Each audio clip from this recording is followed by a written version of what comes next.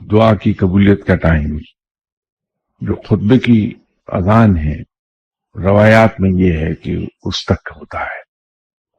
جو اللہ کے بندے ہیں، درویش لوگ ہیں، یہ اسی لیے دوپہر 12 بجے جا کے بیٹھ جاتے ہیں مسجد میں اور مسلسل ذکر الہی میں مصروف رہتے ہیں، اور جو ہی خطبے کی اذان کا وقت ہوتا ہے وہ دعا مانگ لیتے ہیں۔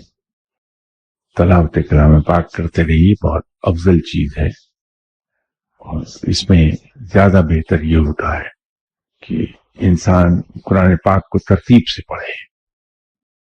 اللہ تعالیٰ دعائیں سننے والا ہے، اور اللہ تعالیٰ اسی کی برکت سے ہماری دعائیں قبول فرما لے گا انشاءاللہ تعالیٰ۔